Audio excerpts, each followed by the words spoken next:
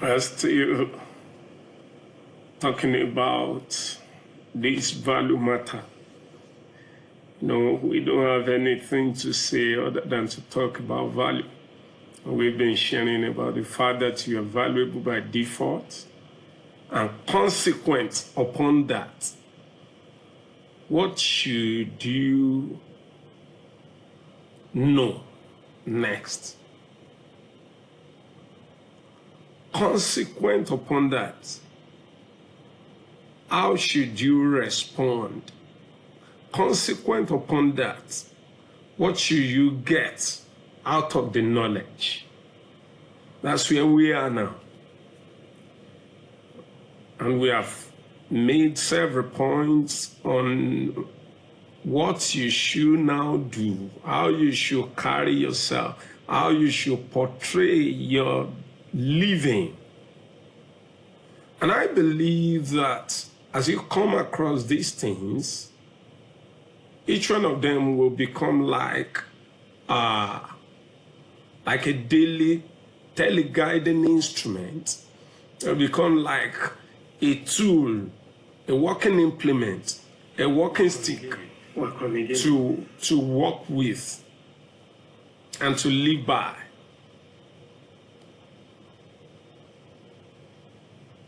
I believe that's how you be taking them, each one, and be soaking them in, and be storing them in the corner of your heart, such that when you encounter a blockade, one of them prop up and become an arsenal with which you fight and defend your value. He said, hey, leave it there. I know who I am. I'm a value-composed being.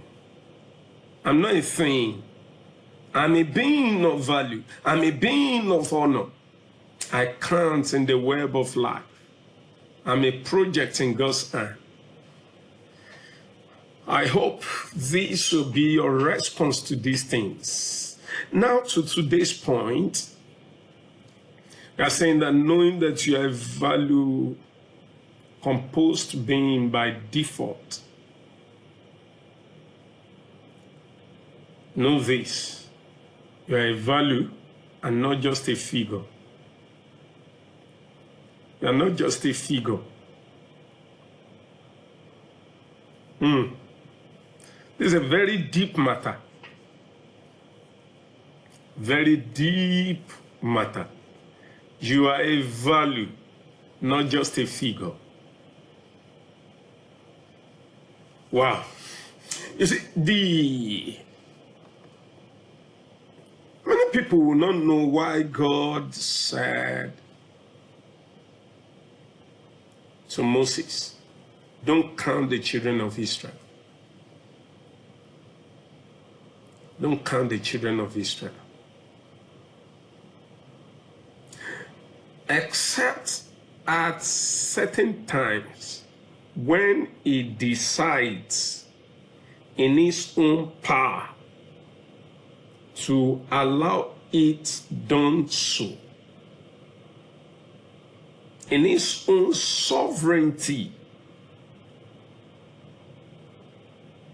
to allow the children of Israel to be counted. And you see that when he has not permitted it, and a man who is even called a man after his own heart took it upon himself, yielding to the temptation to do it, he was resisted. He was resisted. You see, the reason is this. God never counts man as a figure. No. You see, This matter is grave, is critical, is a deep matter that we can't go into now. But an example we will give is Moses and David. With the kind of things that emerged out of Moses, with the exploits that Moses carried on or carried out in his time, can you say that is one man? Can anybody say that is one man? I leave that one there. A man who could lead, let me say this in addition to that, a man who could lead a whole nation out of bondage,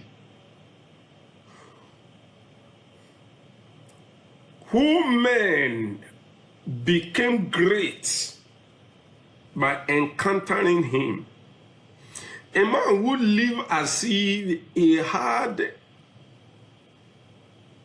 a whole nation spirit in him. Can you say that is one man? Now, if that one is not clear, I want to read 2 Samuel. 2 Samuel chapter 18. And see what is said about David. David was growing old, and at a particular time, he sent his men, the men that he had trained. Now about 400 men had been with him, whom he trained, and he built them up, and they became in fact, they are called mighty men of David. And so when he was becoming old, and at the time he went with the army and they almost killed him before his men came to rescue him. And so at another time they now wanted to go to war, and then he essayed to go with them. He wanted to go with them. And the people, they answered and said to him, but the people answered, thou shalt not go forth. For if we flee away, they will not care for us. Neither if half of us die, will they care for us? But now thou art worth 10,000 of us.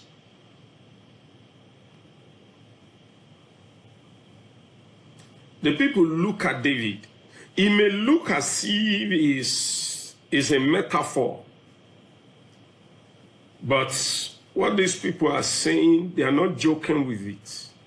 They didn't joke with it. Because of the way they presented it. They said, even if half of us die, it's not worth one you, David. You are worth 10,000. It means a man that you are counting as one man, if he builds his capacity and he proves himself over time, it can become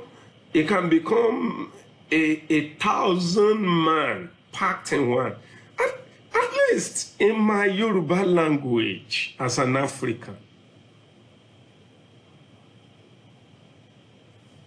if a man is great and is a man of great strength, they have a way of qualifying the man. Wọ́n ní ọkùnrin mẹ́ta. Ọkùnrin mẹ́ta.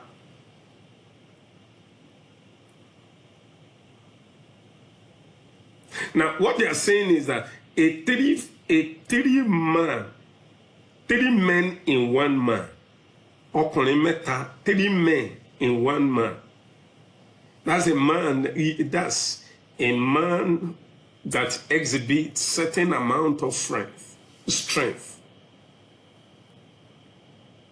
So you see, the idea is this. What I want to bring out of this, all this analogy, all the while, is that you are not just a figure. Don't let any man reduce you to a figure.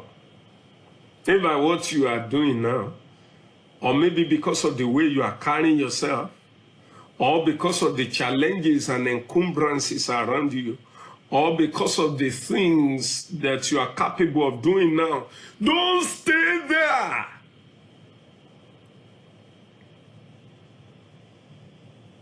Launch out, branch out, expand your possibility. See beyond what you are seeing now. Cast your nets. Don't be like Peter, who the Lord told, cast your nets. And he threw one net.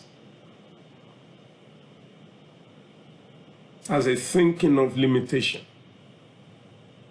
a fearful spirit.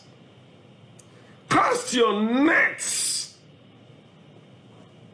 enlarge your tents. See yourself beyond this level. Don't cage yourself because of mundane gain and little things, that is little juices that is coming into your mouth that you are even gasping to lick. Gasping to lick. Maybe in form of share of little gains that you have to share with some people. Branch out, think big. Don't cage yourself to a little corner. Don't box yourself in. Express yourself. Express yourself. Launch out. Face your fear. Launch into the deep. Like the song of Alvin Slaughter. Launch into the deep. Endless possibility. You see, I've come to understand that for every crisis that a man goes through, is actually an arrangement of God to expand his mind, to expand his capacity, and to show that he's more than what he's doing currently. That's the idea. That's what God wants to bring out. That's what God wants to bring out. So the earlier we learn this, the better for us. Don't be afraid of being challenged. You are not a figure. You are a value. You are a value inestimable. You are a value incontestable. Once you have found yourself on this earth, you are incontestably a value inestimable, a value unquantifiable. You see, that's why for everything that happens in a life or that happens through a man, there is what we call immediate effect. There's what we call ripple effects. Ripple effects. Who knows whether what you are doing now can influence generations unborn. Generations. The ripple effect can influence generations. The outcome of that challenge you are in can influence generations. Rise, rise, rise. You got to rise and show forth. Life is banking on you. God is banking on you. Men need that which is in you. You are a value. Deliver the value embedded in you. Release it. Release it. Release it. It's in you. Oh, that statement reminded me of Kanu Nwankwo. A dear esteemed great footballer. In the advert that he did for Pick Milk, that was what he said. He said, it's in you. It's in you as well. It's in you. Rise to demonstrate it. God bless you.